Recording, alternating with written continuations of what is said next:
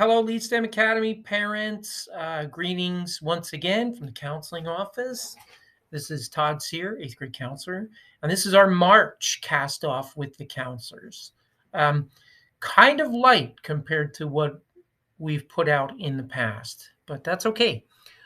So, for those of you that are not initiated, this is our monthly information session that we provide to you. Hopefully, we answer some questions, point out some important information that you're going to want, and tell you what's going on here at Lead. So let's get into it. So, what are we going to talk about this month? First, we're going to talk about elective selection.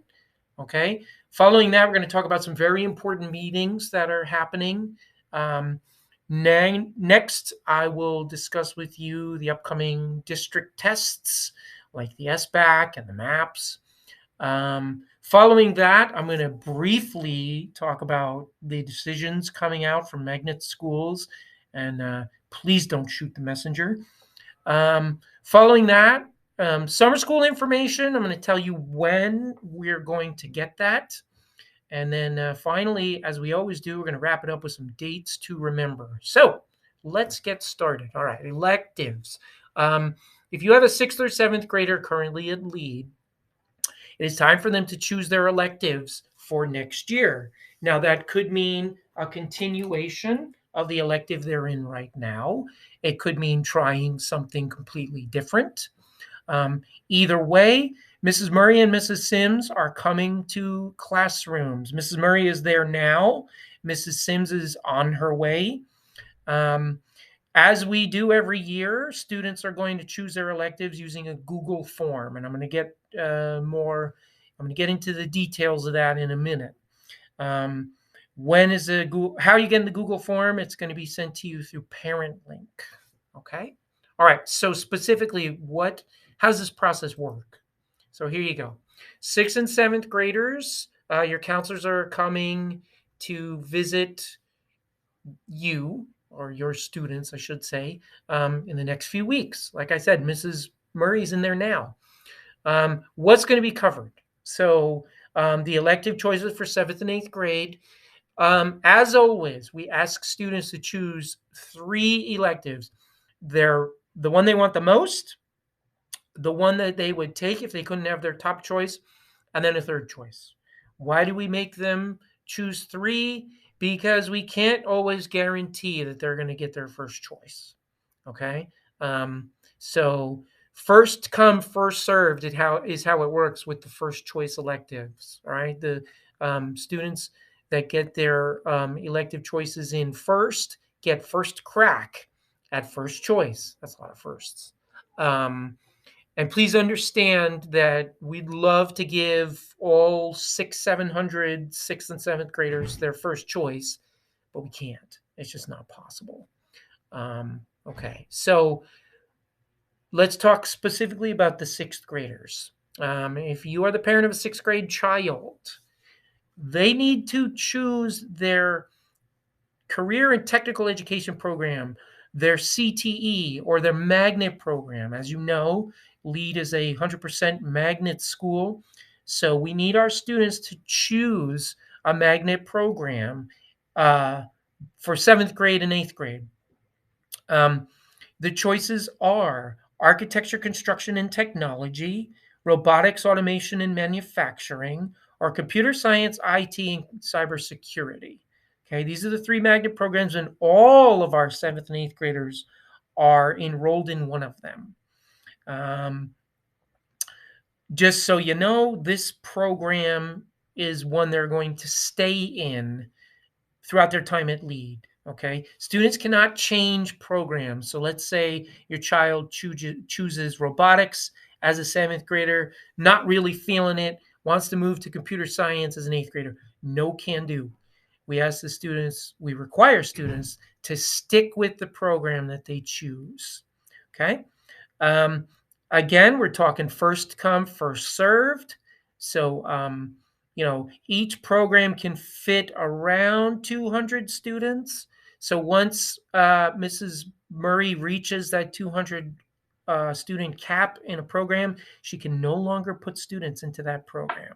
Okay, so she's going to have her sixth graders choosing those programs when she discusses elective selection with them. So we're talking two different concepts here. We're talking electives, which applies to next year's seventh and eighth graders, and we're also talking about CTE programs, which only applies to this year's sixth graders, next year's seventh graders. Okay, continuing. Both of these choices are going to be made through a Google form. All right, when the counselors are in your classrooms, they're going to show these forms, I should say, to your students. Okay. Along with the Google form that's going to be sent to you, you're also going to receive a copy of our 2023-2024 course catalog. Okay, and a course catalog basically is a list, and it's not a list, but it's an explanation of the courses that are available at our school. If you have a high schooler or had a high schooler, you know how important a course catalog can be. So that's currently being tweaked because there's a lot of changes coming to our classes next year. Anyway, that's going to be sent out next Thursday, March 9th. Okay, along with the Google form. So the form and the course catalog will be sent to parents through Parent Link by our principal, Mr. Thorson. Okay. There will also be information regarding electives and CTE programs on the Canvas pages of Mrs. Murray, mostly Mrs. Murray. Mrs. Sims will have the elective information, not necessarily the CTE information, because her seventh graders have already chosen their CTE programs. For our future seventh grade parents, Mrs. Murray is also going to be reviewing your student's academic plan. What's that? That's the list, not the list, but those are the courses that your child's going to take in seventh and eighth grade. Okay, so sixth graders map out what courses they're going to take for the rest of their time in middle school. So Mrs. Murray is meeting with students individually to fill in their academic plans. Okay. And by the way, this is not set in stone. All right. Academic plans can and do change. Right? If your student is in a super accelerated class this year, it doesn't necessarily mean they want to continue on the super accelerated path. All right. There's room for adjustment. So we, the counselors, are required to fill out an academic plan. Students are required to have an academic plan, but it can and does change. Okay. So that's something that Mrs. Murray is working with her students on individually. Seventh and eighth graders, current seventh and eighth graders, this was already done. Okay. So I want to remind you that we have some changes coming to our classes for 2023-2024. That will be discussed at a later date because decisions are still being made. Who's going to teach what's going to be available. Not all of those decisions have been made yet. The course catalog with the changes is coming to you next week. Okay. Eighth graders, I'm speaking to my eighth grade parents. High school electives are chosen through the high school process, and most of them are doing Google Forms. We have counselors coming to visit lead. I've been sent forms to be emailed out to students. So please understand, I, as an eighth grade counselor, have no control over what your students pick for high school. That's a high school counselor thing. What I can provide is the form that's necessary. Okay? All right. There are some very important meetings going on between counselors, parents, and administrators. Okay? If you haven't been invited to any of these meetings, then you can disregard what's being discussed right now. But there are concerns that are being addressed at these meetings, and they fall into three categories: academic concerns, attendance concerns, and behavior concerns. So, if your child is a part of LEAD, and you have signed a magnet contract, okay, and the magnet contract states that classes must be passed in order to stay at our school. If classes are not passed, then there is a possibility that a student can be sent to their zone school. Um, those situations are being discussed in these meetings. There's also attendance issues being discussed in these meetings. If your child's not coming to school, there needs to be a solution. Okay, and then behavior. Yes, there are some students who are behavior concerns at our school, and parents have been contacted. Counselors and administrators are speaking to parents about that.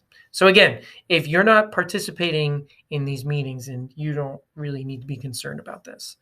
If you are contacted by LEAD to attend one of these meetings, please do respond. It's really important that we meet with you. Okay. So testing season is just about upon us. So what's coming? The CRT, the Criterion Reference Test, is going to be given to only eighth graders, and it's the Science CRT is coming Thursday, March 30th through Friday, March 31st. So we have about a month now, a little less than a month. Okay, and that's only eighth graders. The MAPS are starting in April. Okay, so the first MAPS test coming up is the Science MAPS test. And that's going to be given on Tuesday, March 11th, and Friday, March 14th. Okay.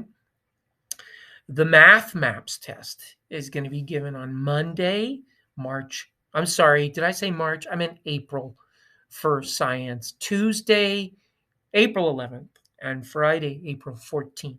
Okay. Now the Math Maps test, Monday, April 17th through Tuesday, April 18th.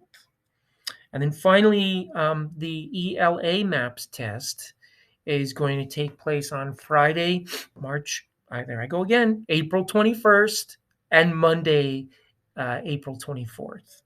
And by the way, the MAPS test is given to all three grade levels, 6th, 7th, and 8th. The SBAC test, the Smarter Balance assessment, again, 6th through 8th.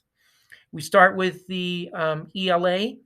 The English Language Arts test will be given on Wednesday, April 26th through Thursday, April 27th. And then the Math Smarter Balance Assessment will be given on Wednesday, May 3rd. So we're into May now, through Thursday, May 4th. So that's our testing calendar. Yes, dates could change. Okay. And if they do change, you will be informed. All right. I'm going to break some hearts here, and please don't shoot the messenger. But magnet school decisions, yeah, this has been an issue. I know my eighth graders are anxiously awaiting when they find out whether they were accepted at Northeast or Northwest or ATech or West Tech. Well, we don't have an exact date for when that information is going to be sent out. And this comes from the magnet department. This is not me telling you. This is not LEAD telling you. This is the magnet department, the people that make the decisions. So when are those decisions coming? Sometime in March. Unfortunately, that's all the information we have. I have been told that they do not want to come up with an exact date, because if they don't make that date, they don't want to get a bunch of angry phone calls. And that makes sense. Okay. So they're asking for patience. I'm asking for patience for my eighth graders, and I'm right there with them, man. I am sitting on pins and needles for my eighth graders. So I went into a lengthy discussion of the magnet process last month. Well, January's cast off. So if you'd like a more in-depth explanation of how that process is going to work, you can refer to the January cast off with the counselors. However, the down and dirty is you don't get an email from the school that says, "Congratulations, you're a Wrangler," or whatever the case may be. You get an email from the magnet department that says your child status has changed. And then you can log into your parent portal and then you'll see the results of the magnet lottery. Okay. So don't expect an email, and tell your kids not to expect an email from the school themselves until they are selected and then they accept their seat. Once you accept your child's seat in a magnet program, then you will hear from the school. Okay. Yeah. All right. Summer school information. We don't have it yet. It usually arrives in March. I want to say mid to late March. Early April, sometimes. That's a little late. I would say it usually comes in March. Once we get summer school information, we will post it on our Canvas pages. And then we are given the okay to start registering students for summer school classes. Usually that comes in April. And I say we, meaning the counselors. This is a counselor thing. Counselors sign students up for summer school classes. If you have a seventh grader, Mrs. Sims is going to talk summer school when she visits classrooms to discuss elective selection. If you have an eighth grader, I still sign them up for summer school until they walk through the doors of their high school next year. So if you would like your child to take a summer school course, I can register them for that course. I will say this though, double check with your child's high school to make sure that they don't offer that course in the summer, because some of them do. Some high schools, especially our magnet high schools, do offer summer school courses in the summer. They're not summer school per se, but they'll offer a class that a ninth grader needs. For instance, if they need that computer science and applications course, some schools will offer it in the summer. So double check with your child's high school. If not, I'll be happy to sign them up. Okay, so as of now, we don't know what's going to be offered for summer school. We have a pretty good idea, but we don't ever want to say, yes, they're definitely going to have this class and it's definitely going to be free, or it's definitely going to cost this much. Now, here's what I can tell you. For the past 2 years, summer school, or maybe 3 years, summer school has been free. Okay, I don't know that that's going to change, but I don't want to make any promises. So just wait till we get that summer school information, and you can check out your child's Canvas page, the counselor's Canvas page through your child, or unless if you're observing your child through Canvas, you'll see the updates yourself. You're always welcome to call us or email us too. All right. So dates to remember. This is how we wrap it up. Next Monday, the 6th, our band students are going to be attending the yearly festival at UNLV. There's quite a few students from Mr. Truitt's class attending, and we wish them best of luck. So they're going to miss about a little more than half the day on Monday. Next Friday, the 10th, is the end of quarter 3. So we are, as of today, which today is Friday the 3rd of March, we are a week away from the end of the 3rd quarter. I cannot believe it. School year is almost over. So your child's teachers are probably putting in due dates. Get me makeup work by blah, blah date. For some of them, the due date might be today. Check with your child. And then spring break starts next Friday, the 10th, and it runs till Sunday, the 19th. I say that because we're back at school on the 20th of March. So we get a week for spring break. Okay. Here's our contact information, as always. Email is the best way to reach us. Okay. So there is Mrs. Murray in 6th grade. There's Mrs. Sims, 7th grade counselor, and myself. I'm the 8th grade counselor. I'd also like to give a shout out to Mr. Tarborough. He's our amazing Safe Schools professional. Many of your students meet with him, have met with him, talked to him, absolutely love him. And we make up the student services department. So, we're only an email away if you have questions. We're here for you and your children. I want to thank you for viewing this Cast Off with the Counselors. We're not going to do a live Q&A this time because it's not a whole lot of information and time is of the essence. But you can bet we'll have a live Q&A for April's Cast Off with the Counselors, which is going to be jam-packed. So have a wonderful spring break with your children. Have a happy St. Patrick's Day, as we won't be in school. And we'll talk to you in April. Take care.